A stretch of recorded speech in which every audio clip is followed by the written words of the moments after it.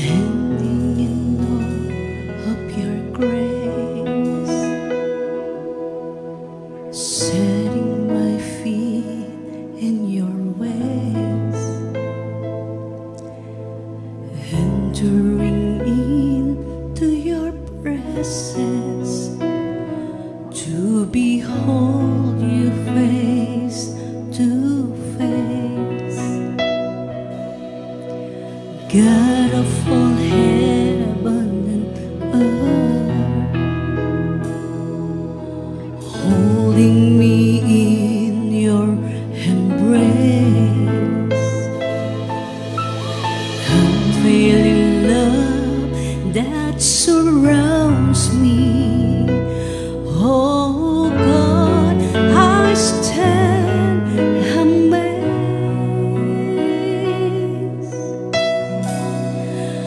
My Jesus, my Lord, you're the love of my life.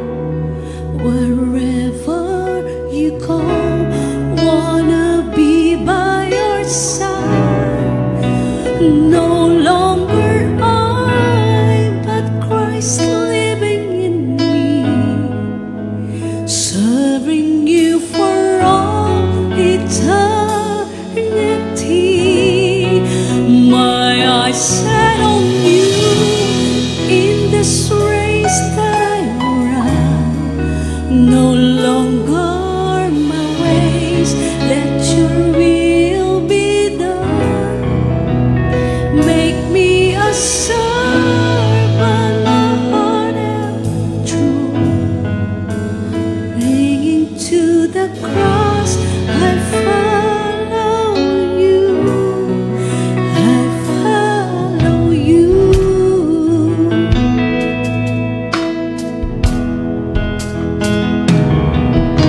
Standing in awe of your grace, setting my feet in your ways, entering into your presence to behold you face to face. God of all heaven and earth, holding me in your embrace, unfailing love that surrounds me. Oh God, I stand amazed. My Jesus, my Lord, you're the love of my life. Wherever you go, wanna be by your side. No longer I, but Christ living in me, serving you for all eternity. My eyes set on you in this race that I run. No longer my ways, let your will be done. Make me a servant, my heart ever true. Clinging to the cross, I follow you. My eyes set on you in this race that I run. No longer my ways, let your will be done. Make me a servant, my heart ever true. Clinging to the cross, I follow you. I follow you. To God be the glory. Salamat sa Panginoon sa mga papuring awitin, at alam ko yan ay nakarating sa kataas-taasang presensya ng ating Panginoon para sa kanyang kalulatian, sa kanyang kapurihan at pasasalamat sa kanyang kadakilaan sa ating buhay. At bago tayo mag-pray mga kapatid, nais ko magbasa ng scripture sa aklat ng Judges chapter 16 verse 27 to 28. Now the house was full of men and women, and all the lords of the Philistines were there. And there were upon the roof about 3,000 men and women that beheld while Samson made sport. And Samson called unto the Lord and said, O God, remember me, I pray thee, and strengthen me, I pray thee, only this once, O God, that I may be at once avenged of the Philistines for my two eyes. Amen. Ang Diyos magpala ng salitang yan sa ating mga puso. Let us pray. Our Heavenly Father, dear Lord, maraming mong salamat, Ama. Kami po ay muli pinagkatipon mo sa gabing ito upang sambahin ka sa espiritu at katotohanan. At itong mga salita, Ama, na aming nabasa sa gabing ito, paghimay-himay mo muli ito, O Diyos, na makita namin ang kalagayan ng aming sarili sa iyong mga salita, O Diyos, dahil ito ay naisulat para makita namin kung sino kami, Panginoon. Para ma-identify namin, Lord, kung ano kami sa iyong katawan, O Diyos. At Lord, ikaw pong patuloy na magpakahayag sa gabing ito at mag-reveal ng mga mystery, Lord, na nakapaloob sa iyong mga salita sa gabing ito.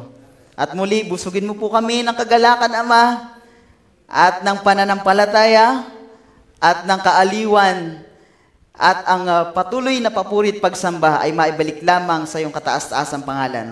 Na ito po ay pinagkatiwala namin sa dakila at makapangyarihang pangalan lamang ng aming Panginoong Hesus Kristo. Amen. Amen. Malaya na po mo pong bawat sa atin, mga kapatid. Pinabati ko muli ang bawat sa inyo ng magandang gabi sa pangalan ng ating Panginoon Hesus Kristo. Ako po ay nagpapasalamat sa Panginoon muli sa pagkakatiwala nyo sa inyong abang lingkod na mag-share ng salita sa gabing ito upang ang nais natin lagi ay magkaroon muli tayo ng panibagong kalakasan sa Panginoon, panibagong inspirasyon sa pagpapatuloy ng paglilingkod natin sa Kanya. Amen. At itong teksto na to, I believe, halos kabisado na natin ito, mga kapatid, di ba? Dahil alam na natin ang kasaysayan ni Samson, mga kapatid. At nais kong pamagatan ang mensahe na kinuha ko rin sa mensahe ng ating prophet, just once more, Lord. Minsan pa, Panginoon. Praise God. At makikita natin ang ating mga sarili, mga kapatid, sa gabing ito, kung ano ba yung dapat nating ibulay-bulay sa ating sarili. Ano ba yung ating dapat i-meditate? San ba tayo nagkulang? San tayo nanghina? At san tayo dapat muling magkaroon ng kalakasan? Amen. At itong si Samson, mga kapatid, marahil ito ay paalala na lamang sa atin dahil alam ko nga na matagal na rin itong naipapangaral, ilang beses na rin. At ito'y magiging paalala sa bawat sa atin dahil alam naman natin na ang mga tupa lagi yang nakakalimot, mga kapatid, kinakailangan laging i-guide yan, pabalik lagi sa salita ng Diyos. At ang salita ng Diyos ay hindi napapanis, mga kapatid. Kahit iyan ay lagi nating napapakinggan, meron pa ring panibagong revelation na makikita tayo. Meron nga minsan hindi natin makita yung naunang sinabi, pero later on, ganun pala yung pagkakasabi doon. Yun pala ang nais ipabatid sa akin ng Diyos. Napakinggan ko na yun dati, pero mas na-realize ko ngayon. Di ba? Because ang Diyos ay merong laging tamang kapanahunan na i-reveal niya sa'yo ang kanyang salita ayon doon sa pangangailangan mo sa oras na yon. Kaya mga kapatid, ito'y sama-sama nating pagbulay-bulayan ang kwento ni Samson at ito ay ititipo natin sa atin bilang church at bilang individual sa harapan ng Diyos. Praise God. Now, magbasa ako ng mensahe, mga kapatid. Hindi ito gaanong katagalan At madali lang, maiksing mensahe lang ito mga kapatid, ngunit kapupulatan natin ng aral, I believe ang Diyos ang siya magre-reveal nito para sa bawat sa atin. Now, ito, ang tagpo dyan mga kapatid, ang senaryo na yan, isang pagdiriwang ng bayang Pilistiyo dahil sa pagtatagumpay ng kanilang Diyos-Diyosan dun sa servant ng Diyos na makapangyarihan sa lahat. Isang pagkakatipon sa isang building na mushroom, sabi ng prophet, isang celebration mga kapatid na kung saan napagtagumpayan ng Diyos-Diyosan mga kapatid ang lingkod ng Diyos. Hindi mismo ang Diyos ang natalo mga kapatid, ngunit yung kanyang lingkod na pinagkatiwalaan. Praise God. So dyan sa next slide mga kapatid, ang sabi niya mga kapatid, it just make feel bad to say it. Parang hindi nais sabihin ng propeta ito. Ngunit, nagtagumpay ang Diyos-Diyosan mga kapatid over God's servants. Because, God's disobedient servant had brought a reproach upon the name of the Lord. Ibig sabihin, sa hindi pagsunod sa salita ng Diyos, doon lagi nakakapanagumpay ang kaaway sa mga lingkod ng Diyos. Praise God. Kaya ang sabi nga, obedience is better than sacrifice. Si Saul mga kapatid, nangatawiran pa siya kay Prophet Samuel, I believe. Sabi niya, kinuha ko itong mga mga kagamitan na to dahil i-offer ko din naman sa Panginoon. Pero ang sabi ni Samuel, sabi ng propeta, dapat hindi mo ginawa yan dahil pinapakita na mas sinusunod mo ang iyong sarili kaysa salita ng Diyos. Ibig sabihin, ang kalooban ng Diyos lagi ang dapat nangyayari sa buhay ng tao. Amen. Sabi niya, we're celebrating the great time of victory. Their peace God had gotten over Jehovah's servant. Na ang sabi niyo mga kapatid, napakahirap isipin na ang lingkod ng Diyos ay natalo doon sa time na yon. Dahil sa hindi pagsunod o sa pagsuway sa mga palatuntunan ng Diyos. Meron kasing covenant na ibinigay ang Diyos kay Samson.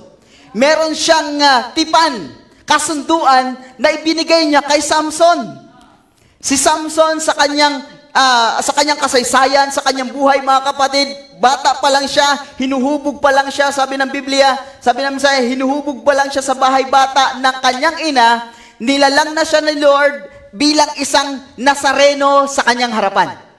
Ang ibig sabihin pala ng Nazareno mga kapatid, isang tao na ibinukod ng Diyos para sa isang layunin. Iyon si Samson.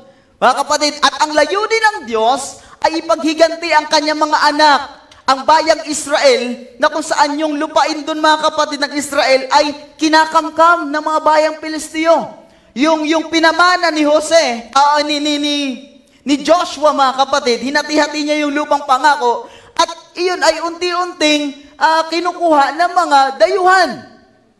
At pinalitaw si Samson mga kapatid, yung mga sakahan nila doon, unti-unting kinukuha mga kapatid, and then di pumayag ang Diyos. Pinalitaw si Samson para ipaghiganti ang bayang Israel sa pang-aalipin ng mga dayuhan, mga kapatid. Kaya nga, ganyan mga kapatid, ang binibigay na kalakasan ng Panginoon kay Samson. At ang nangyari mga kapatid, binigyan si Samson mga kapatid ng supernatural power. Naging Superman siya mga kapatid. At may kalakasan siyang kakaiba. Amen. Ngunit, merong kasunduan. Amen? Habang humahaba ang kanyang buhok, mga kapatid, sabi niya, itirintas mo yan ng 7 tirintas, which is type of 7 church ages. Yun ang tipan, mga kapatid, ng Diyos. Tumitipo sa 7 church ages, mga kapatid, na hanggat ang buhok na yan ay hindi napuputol sa'yo, walang dadaang razor, walang dadaang gunting o panggubit, mananatili ang pambihirang kalakasan ko sa'yo. Iyan ang sabi mga kapatid ng Panginoon kay Samson. Praise God. Ngunit dito sa senaryo na ito mga kapatid, isa siyang talunan. Isa siyang mahina, mga kapatid. Isa siyang nabigo na tuparin ang kabuuan ng salita ng Diyos. Nabigong ipamuhay, mga kapatid, ang salita ng Diyos dahil iniwan niya ang salita ng Diyos, mga kapatid. Hanggat nananatili sa Samson, mga kapatid, dun sa covenant nila, nasa kanya ang kalakasan ng Diyos. It is the same thing to us, mga kapatid. Hanggat nananatili tayo sa presensya ng Diyos, nandun at nandun ang kalakasan ng Diyos para sa bawat isa sa atin. Amen. At si Samson, mga kapatid, meron 3 stage ng kanyang buhay. Ang una, dahil nga pinangako sa kanya ng Diyos na bilang isang Nazareno na ibinukod ng Diyos, bibigyan siya ng isang kapangyarihan na mangingibabaw sa lahat ng lakas ng tao. Amen. Ngunit nandun sa kanya, dumating sa kanya ang failure, pagkabagsak, mistakes, mga pag-alinlangan, mga kapatid, o pagpapabaya dun sa tipan na ipinagkaloob sa kanya ng Diyos. Pero hindi doon nagtatapos, mga kapatid. Merong time para makarecover. Amen? At magtagumpay pa rin. Amen? Bilang isang mananampalataya, hindi tayo laging malakas. Hindi tayo laging masaya. Hindi tayo laging pinagpapala. Merong dumadating na mga trouble, trial, temptation, mga kapatid, o pagsubok, persecution. Ngunit, minsan nabibigo tayo na ipamuhay ang salita. Ngunit merong recovery. Merong pagsisisi, merong realization, merong meditation, merong pag-iisip kung saan ba ako nagkamali. Amen. So, doon muna tayo, mga kapatid, sa kalakasan ni Samson. One time, mga kapatid, I believe, alam natin yan, na pumatay siya sa isang leon, mga kapatid. Isang malusog na leon na humarang sa kanya sa daan. At alam naman natin, ang lakas ng leon, kaya niyang humatak ng 3 to 4 times na mas mabigat sa kanyang timbang. At ang leon, tumitimbang kasi yan ng mga 250 kilo, ganyan, sabi nila, or 200 kilo, kung 4 times, yung mga bupalo, mga kapatid, kaya niyang kalagkarin yun. Di ba? Kayang pabagsakin yun, ganyang kalakas. Ngunit, sa kapangyarihan, mga kapatid, na ibinigay ng Diyos kay Samson, when the lion got ready to get him, the hidden power come out, the Holy Spirit come on him because the covenant ay nananatili sa kanya. And he grabbed the lion and slew it. And slew it like it was a lamb. Parang pinatay lang niya na parang isang tupa. Dahil, mga kapatid, nasa kanya ang kalakasan ng Panginoon. At habang pinapanood siya, mga kapatid, ng mga tao doon sa isang arena o sa isang building, nakikita nila na iyang si Samson, nung mga nakaraang panahon ay pumatayan ng leon na napakalakas. Diba? Ngunit isa siyang talunan sa time na yan, mga kapatid. Sa senaryo na yan, isa siyang talunan. And then naalala pa nila, mga kapatid, nang siya ay, sa next slide tayo, naalala, sabi dito muna, that's where it is. The Christian don't fight back. Amen? The Christian don't pass about it. The Christian sit still, and that's the hidden power. The blessing of the Holy Ghost goes to work for him, brings it out. Amen. Dahil nga alam na natin na ang Diyos ang kikilos sa mga bagay na pagsubok sa atin, nananatili na tayo kalmado, tahimik, mga kapatid, dahil si Jesus Christ ang kikilos sa mga bagay na hindi natin kaya. Kaya pinapadalhan tayo, mga kapatid, minsan ng Diyos ng mga bagay na hindi natin kaya para makita natin na kaya niya, mga kapatid. At siya ang gagawa ng mga bagay na yun para sa bawat isa sa atin. Amen. At sabi niya, nung nandun siya, mga kapatid, nag-uusap-usap ang mga tao, na si Samson, mga kapatid, kinakatakutan ang pangalan niya noon. Pero ba naman, nung pinaligiran siya, mga kapatid, ng 1,000 soldier na mga Palestine, and then naka-full armor yun, mga kapatid, para siya ay dakipin, at ikulong, mga kapatid, ay pinatay lamang niya yun sa pamamagitan ng isang panga ng asno. Praise God! Those helmet, some of them was an inch, yung kapal, mga kapatid, isang inches, Stick of brass, ngunit pag hinampas yun mga kapatid ni Samson ay nadudurog. Hindi sa kalakasan ni Samson yun mga kapatid, kundi doon sa makapangyarihang kamay ng Diyos, sa makapangyarihang kalakasan ng Diyos na ibinigay sa kanya. It is the same thing to us. Wala tayong kalakasan sa ating sarili. Na-overcome natin to dahil nandun ang kalakasan ng Diyos na natili sa'yo hanggat ikaw ay nasa larangan ng pagtupad ng salita ng Diyos. Nasa linya ka ng pagsunod sa Diyos mga kapatid, nandun din ang kanyang covenant na hindi kanya iiwan ni pababayaan man. Hanggang sa katapusan ng sanlibutan. Praise God. At yung mga soldier niya mga kapatid, ayan, nagtambak-tambak sa kanyang paligid. Kada hampas niya mga kapatid, and he found an old dry jawbone of a mule, and he began to hit right and left until he beat down 1,000 Palestine. Praise God. At ang Diyos ay nagpakilala na siya ay lingkod. Ang Samson na yan ay kanyang lingkod. Nasa kanya ang pambihirang kalakasan ng Diyos. Walang makakapigil sa kanya. Walang makakapagtali sa kanya mga kapatid. Anumang tali ng mga sanlibutan ay winawasak lamang niya. Praise God. Sa next slide. Isang gabi pa, mga kapatid, ay gusto na siyang talagang hulihin ng mga Pilistiyo. At umupa sila mga kapatid ng isang babae doon na nagngangalang Delilah.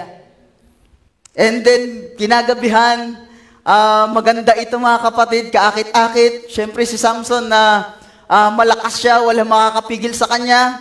At sinuhulan, mga kapatid, kung mababasa nyo sa Bible, sinuhulan ng mga pangulo ng Pilistiyo na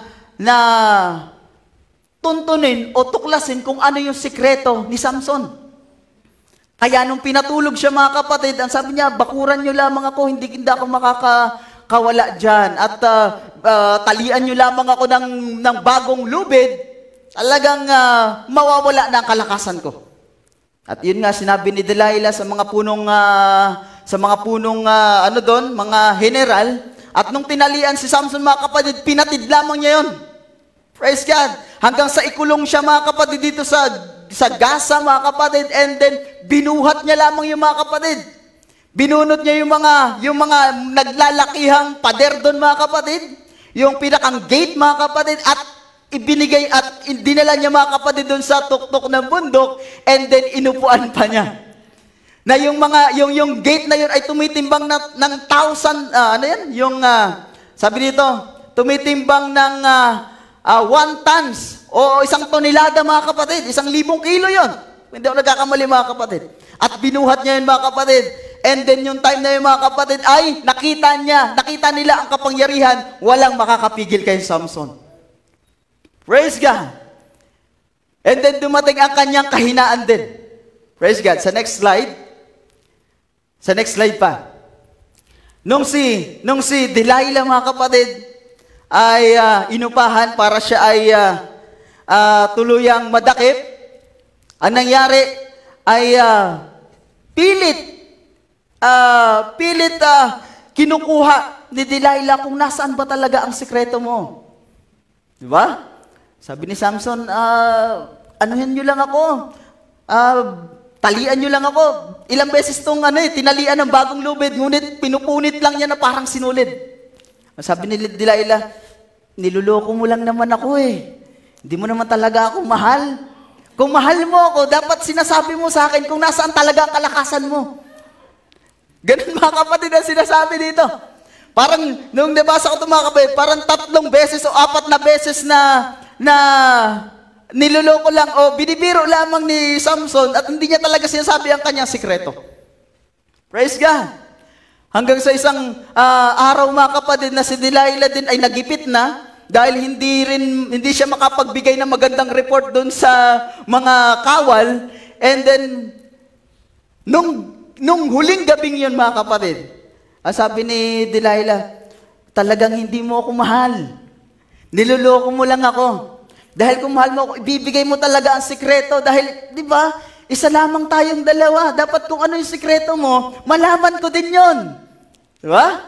At yun nga, nilalakihan pa ng mga kawal yung suhol kay Delilah para makita nila, madakip talaga nila si Samson, para matalo talaga ni Samson. Praise God. At ito naman si Samson, mga kapatid, dahil nga may karupukan din, amen? Ang laki ng muscle niya. Ang tatag niya, mga kapatid, sa pakikipaglaban. Pero pagdating sa babae, meron siyang marupok na puso, mga kapatid. Praise God. Amen? Kaya minsan, mga kapatid, yung kalakasan mo ay may nakatagong kahinaan din sa loob, mga kapatid. Praise God. Ang sabi ng mensahe, binigay niya ang buong lakas niya sa Panginoon. Ngunit, ibinigay niya ang kanyang puso kay Delilah. Doon siya nabigo, mga kapatid. Kaya ang sabi ng Diyos, ibigay mo ang iyong buong puso, buong lakas at buong kaluluwa sa Panginoon. Sa paglilingkod. Praise God. Ang sabi niya, kung hindi mo yan sasabihin sa akin, huling gabi na natin to, hindi na talaga kita, ihiwalayan na kita.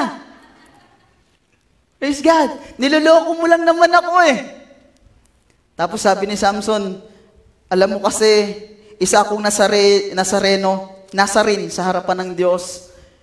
At ang sabi ng Diyos, hanggat nananatili itong aking mga tirinta sa buhok, wala kasi pagkabata ko, hindi pa ako nagupitan kailanman. Ngunit pag ito ay naubos at nagupitan, mawawalan ng lakas ang aking katawan. At ako'y magiging parang karaniwang tao na lamang.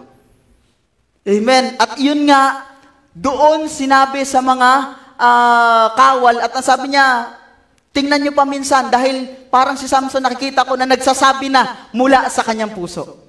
Praise God. At doon nga, mga kapatid, natalo siya ng kaaway. Dahil yung pinakang confident na yun, mga kapatid, ay nangyari ay naiwaglit niya. Naiwala niya. Notice, Samson gave away his secret to Delilah. She finally loved him and patted him and told him he was a nice man. How she loved him until she found where the secret was. Then she bobbed off the secret. Praise God. Iniwan niya, mga kapatid, ang salita ng Diyos at pumunta siya, mga kapatid, doon sa babaeng akala niya ay minamahal siya. Pero hindi niya alam ay meron palang ibang pakay sa kanya, mga kapatid. Akala natin ang mundong ito ay mahal tayo. Hindi, mga kapatid. Akala natin ang trabaho natin ay mahal tayo, hindi tayo mahal ng trabaho natin. Ang pag-aaral natin, hindi tayo mahal ng pag-aaral. O kung ano pa man, mga kapatid, ang mundong ito. Akala natin mahal tayo ng mundong ito, mga kapatid. Isa lamang ang nagmamahal sa atin, mga kapatid, ang salita ng Diyos. Si Kristo mismo, mga kapatid. Sometimes dumarating ang kahinaan. Praise God. Dati, walang lupid ng kakulangan na makakapigil sa iyo sa pagpunta ng church. Kahit kulang ka ng pamasahe, mga kapatid, nakakarating ka. Walang mga barrier, walang mga gate of Gaza ng pag-ulan para hindi ka makarating sa church. Amen? Walang nakakapigil sa iyo noon para maglingkod sa Diyos. Pero ngayon, ano ang nangyari? Amen? Baka minsan ay wala mo ang tipan mo sa Panginoon. Baka minsan akala mo mahal ka ng sanlibutan. Baka akala mo ang sanlibutan magbibigay sa iyo ng kasiyahan. Ang mga bagay ng mga sanlibutan, mga kayamanan ng sanlibutan, akala mo yun ang bibigay sa iyo ng kasiyahan. Hindi, mga kapatid. Amen? Si Jesus Christ lamang ang kanyang tipan na hanggat nasa tipan kanya, ng kanyang salita, mga kapatid, mananatili kang malakas sa kanyang harapan. Praise God. Noon meron kaming member, mga kapatid, na namamasahe mula Cardona hanggang Halahala, makapag-church lang. Almost 1 hour yun, mga kapatid, pag biyahe mo, or 1 hour mahigit. And then, nung nawalan siya ng pamasahe, marahil hindi sapat yung kinikita, nagbibisikleta siya, mga kapatid, mula 6 pa lamang, nagbibisikleta na siya, mga kapatid, para makarating lamang. Walang nakakapigil sa kanila sa paglilingkod nung time na yon.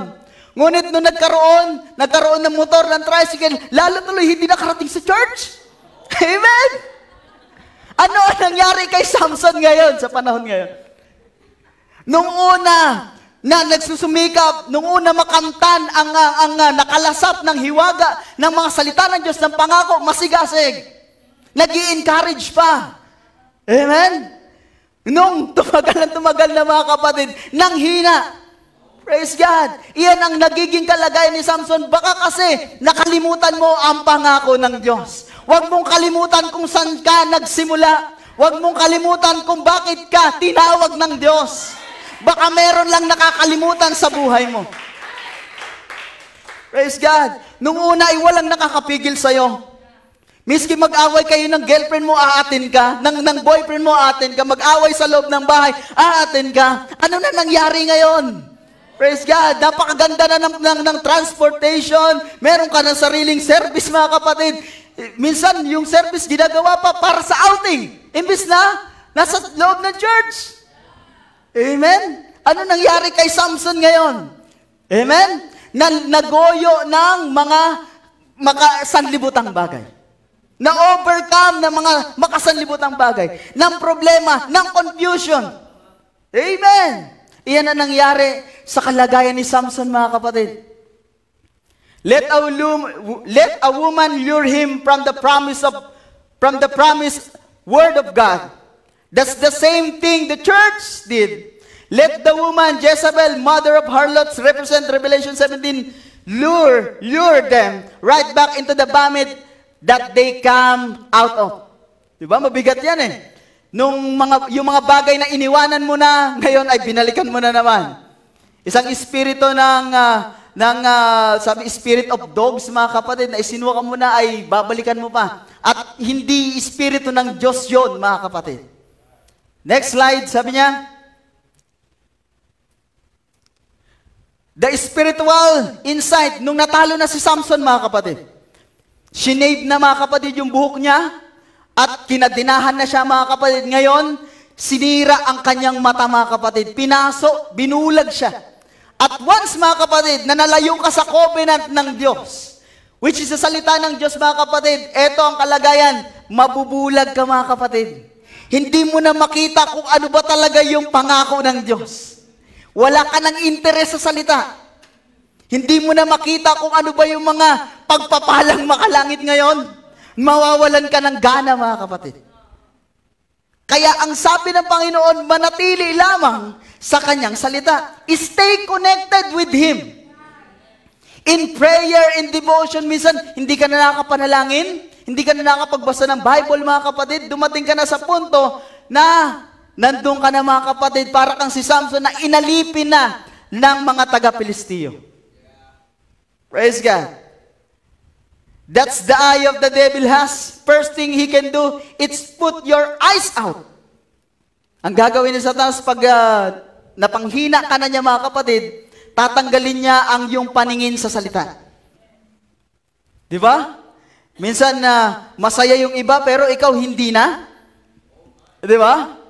Minsan nagkakatuwaan yung iba, mga kapatid, pero bakit ako hindi? Baka meron ka nakakaligtaan, mga kapatid. Praise God. Sabi ng mensahe, if He can punch your eyes out, you're in darkness. He said, they got eyes but they can see. They were blind. Kaya nga, mga kapatid, ang Diyos lamang, sabi niya, bumili ka sa akin ng pampahid sa iyong mga mata para ikaw ay makakita. Which is the Holy Spirit ang nagpapahayag ng kanyang mystery sa ating kalagitnaan. Amen. Si Delilah, mga kapatid, may kakulitan yon. Ganyan din, mga kapatid, si Satanas. Pilit niyang titingnan kung saan ang kalakasan mo. At iyon ay kanyang kukunin. Praise God. Kung malakas kang umawit, kung malakas kang magpapuri sa Panginoon, bibigyan ka niya ng masakit karamdaman para hindi ka umawit. Praise God. Sisirain niya ang fellowship. Satanas, ganyan eh. Si Samson, sinira niya. Praise God. Ang iglesia ay nais din niyang sirain. At nandun sa kalagayan na yun, mga kapatid, sisirain niya ang bawat samahan na nagkakaisa patungkol sa salita, mga kapatid. Praise God. Panghihinain ka niya sa mga bagay-bagay na sa mga friends mo marahil, sa mga relatives mo marahil, gagamit niya para panghinain ka, i-discourage ka. Praise God. Ngunit, ang Panginoong Diyos ay nananatiling nakaantabay lamang sa iyo. Praise God. Bubulagin ka sa katotohanan. Sometimes hindi na sa'yo tumatalab yung mga encouragement ni Lord. Praise God. Dahil ang una mong ginawa ay iniwanan mo ang Panginoon. Hindi siya nangiiwan, mga kapatid. Kailanman ay hindi niya tayo iniwan. Lagi lamang minsan ang tao ay iniiwan ang salita ng Diyos dahil sa kagagawan din ni Satanas. Pilit niya tayong pinangihina ang loob. Pilit niya tayong inilalayo sa lahat ng klase ng paglilingkod sa Panginoon. Oh, praise God. Sabi niya, hindi titigil si Satanas hanggat hindi kanya nasisiraan. Praise God. Now, sabi niya, Samson had stood in that place one time himself, and he knew the power of God, but now he had been shaven of those privilege. Natanggal na sa kanya ang pribilehiyo para ipakilala niya na siya ay anak ng Diyos. Praise God.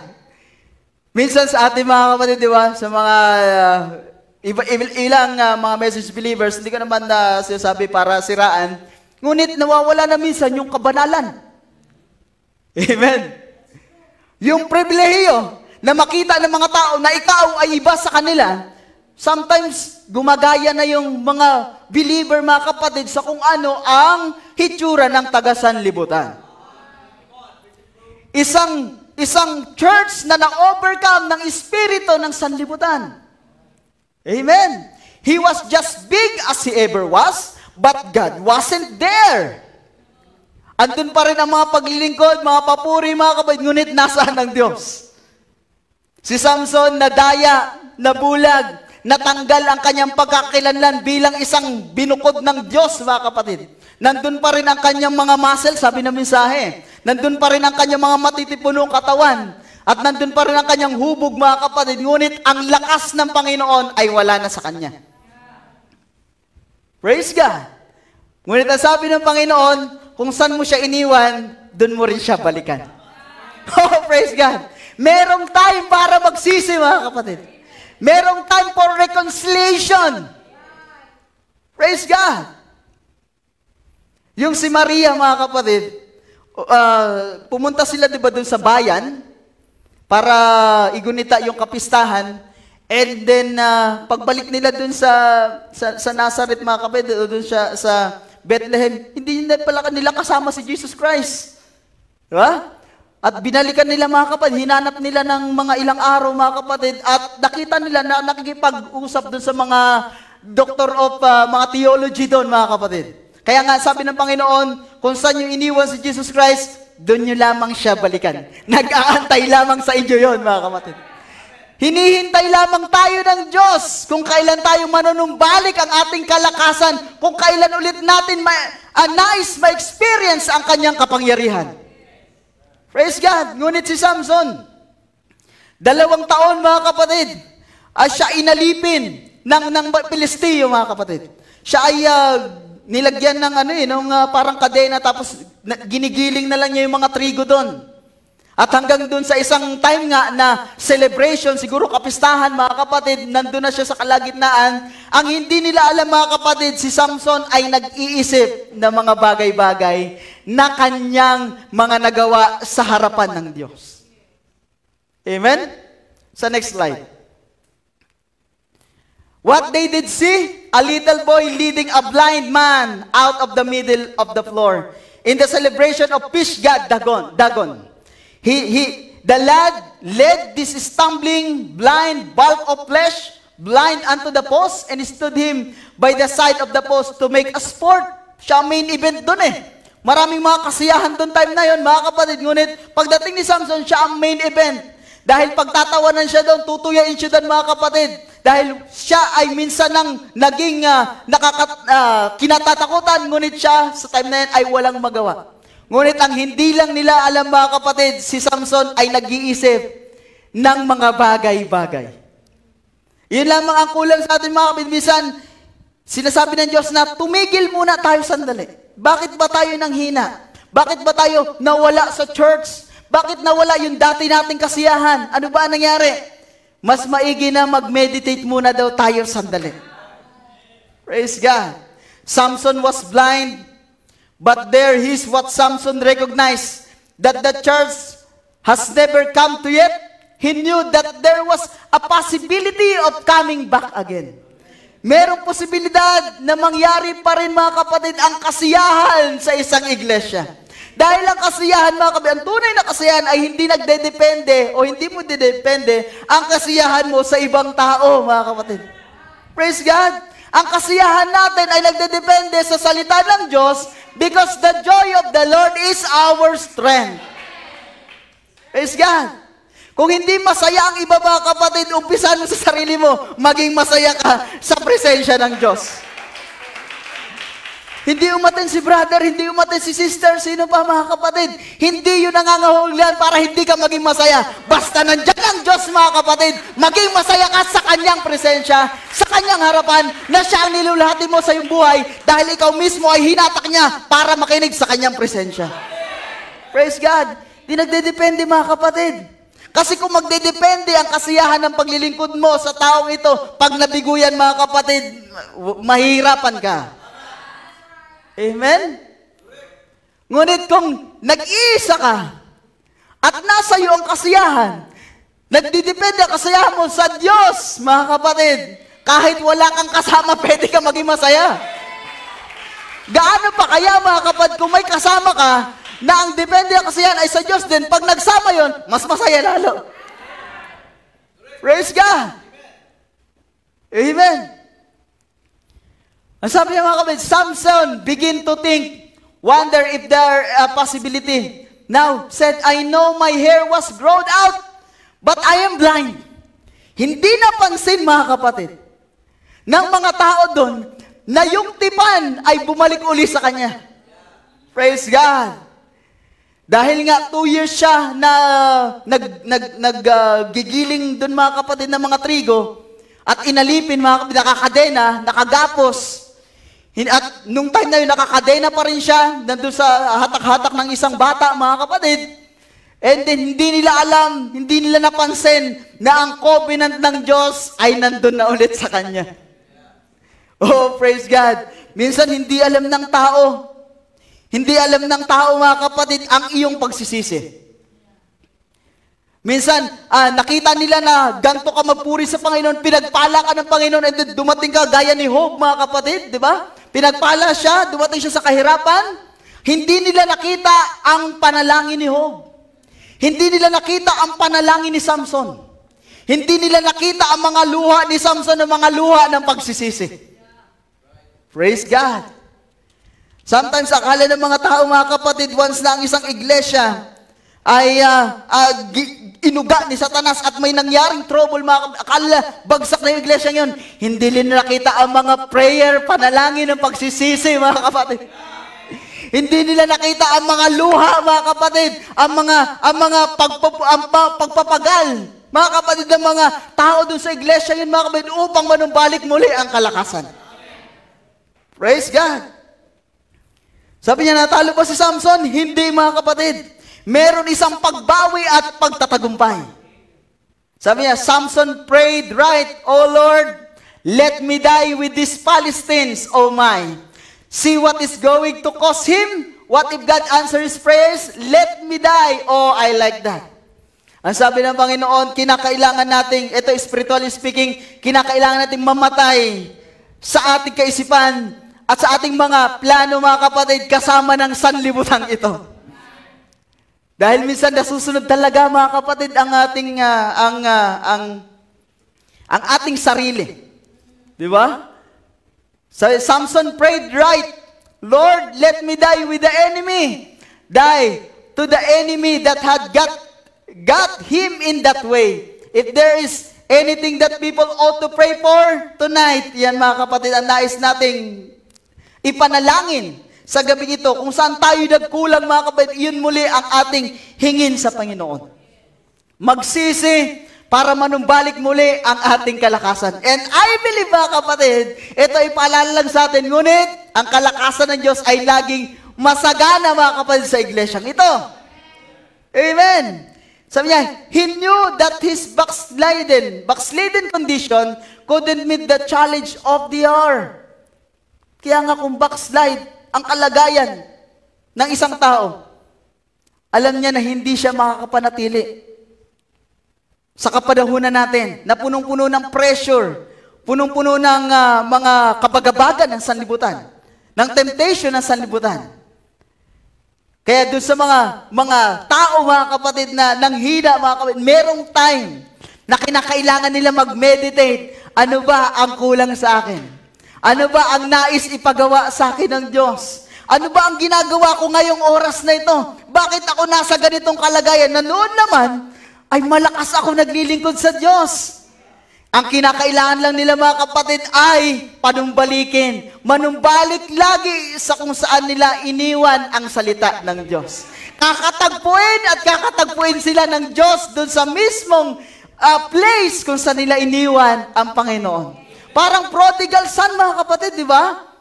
Doon lang sa tahanan niya, mababalikan ang kanyang ama. At ang ama niya ay open wide na tatanggapin muli siya, mga kapatid. Praise God. He began to think, God is still God. Ang Diyos ay Diyos pa rin.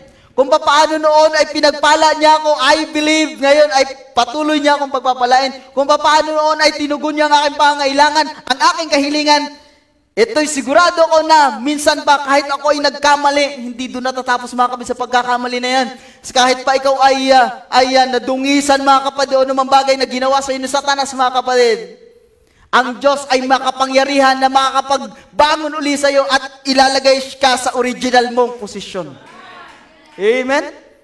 They didn't notice the tears running out of them, blinded, sakit dripping down off his chin. They didn't notice his lips moving. Amen? Yan lang nais ng Diyos eh. Lord, panumbalikin mo ang aking kalakasan. Panginoong Diyos, dati ako nagbibigay ng kalakasan sa iglesia. Panumbalikin mo, Panginoon, ang aking lakas. Nais lang ng Diyos na humingi ka, magsalita ka sa Kanya. Amen. Longing ang Diyos na ibigay sa iyo muli ang kalakasan na nais mo.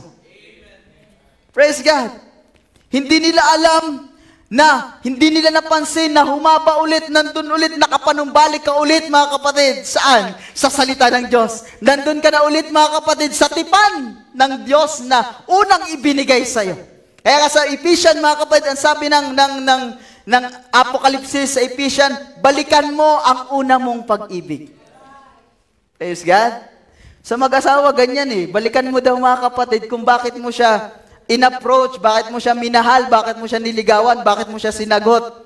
Pag mag-aaway or maghiwalay, sometimes ganyan. I mean, hindi mo maghiwalay siguro. Mga bagay na ano lang, awayan, di ba? Babalikan mo daw kung saan mo una siyang minahal, mga kapatid. Iyan din ang nire-require sa atin ng Diyos. Balikan natin kung paano tayo nagsimulang mahalin siya. Paano tayo nagsimulang makita siya, mga kapatid? Dahil nandun ang unang kagalakan natin eh. Praise God.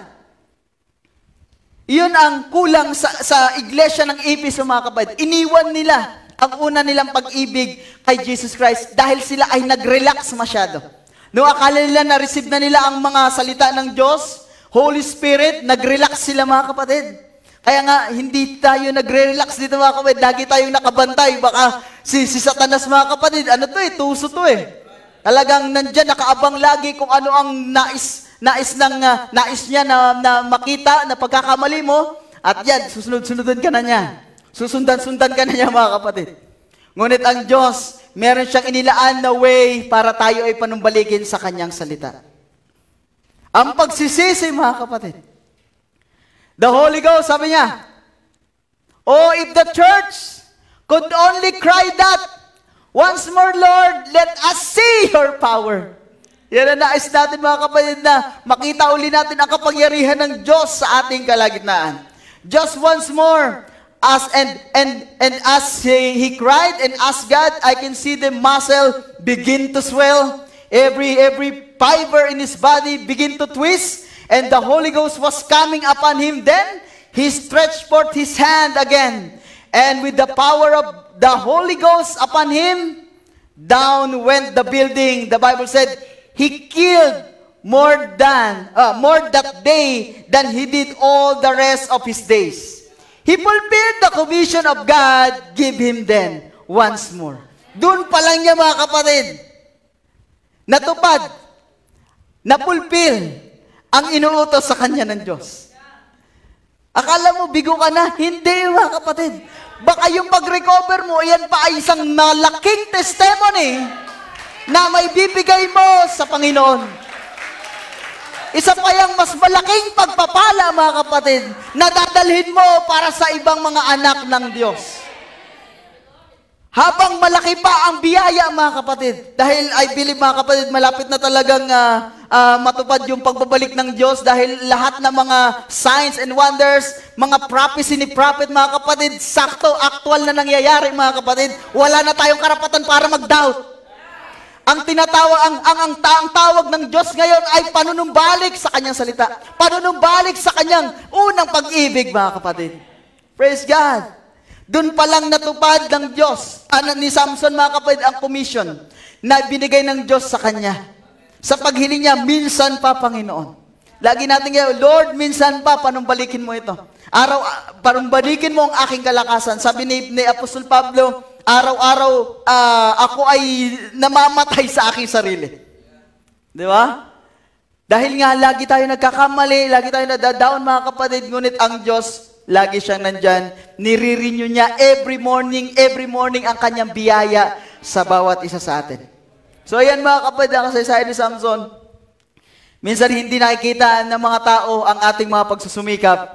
Okay lang yun, dahil ang mga Pilisteo man, hindi nila nakita na nandun na ulit si Samson, nakatayo na, mahaba ang buhok. Hindi nila nakita ang pagsisisi ni Samson, nakita lang nila ang lahat ng kabiguan ni Samson na nangyari sa kanya. Ngunit ang panunumbalik ng kanyang kalakasan ay hindi nila nakikita. It is the same thing sa isang mananampalataya na inusig at minsan natalo ng kaaway. Amen? Ngunit hindi doon nagtatapos dahil ang kaligtasan, amen, hindi lamang ibinigay sa iyo nung ikaw ay mabautismuhan, ito ibinigay na sa iyo. Wala pang mundo na nag-i-exist, mga kapatid. Praise God. Sa kaisipan pa lang ng Diyos, ikaw ay tinawag na at hinirang para sa kanyang kaharian. Praise God. Kaya nga sa final admonition natin, sabi ni Pablo, Brethren, I count not myself to have apprehended, but this one thing I do, forgetting those things which are behind, and reaching forth unto those things which are before. And I press toward the mark of the prize of the high calling of God in Christ Jesus. Nagtutumulin ako, sabi niya, sa hangganan ng gantimpala ng dakilang pagtawag ng Diyos kay Kristo Jesus. Doon sa mga nakalipas, wala naman tayong magagawa doon, mga kapatid, di ba? Magiging stepping stone lamang natin yun, mga kapatid, para makita pa natin kung anong dakilang biyaya ang ginawaan ng Diyos para sa bawat isa sa atin, mga kapatid. Amen. At yan nga ang mensahe, ang munting mensahe, mga kapatid. At ito'y maiksi lamang na mensahe, ngunit punong-puno ng kayamanan na natatago, mga kapatid. Hindi pa tapos sa mga kabiguan na naganap sa ating buhay. Merong panunumbalik, merong recovery, merong pagtatagumpay. At mas dakilang pagtatagumpay yan, mga kapatid. At nangyari, mga kapatid, nung si Jesus Christ, akala na matay na, nalibing, ganyan-ganyan. Ngunit hindi nila alam, yun ang dakilang pagtatagumpay nung siya ay mabuhay na magmuli. Praise God! Ito ay isang kwento ng kasaysayan, ng kalakasan, panghihina, at pagpapatuloy, mga kapatid. Pagre-recover. At hindi nakasalalay sa iba ang kasiyahan mo sa paglilingkod. Iyon ay nakasalalay, mga kapatid, sa mismong tumawag sa iyo kung bakit ikaw ay narito. Amen. Praise God. Nawa tayo pinagpala ng Panginoon. At binabalik ko po sa ating MC.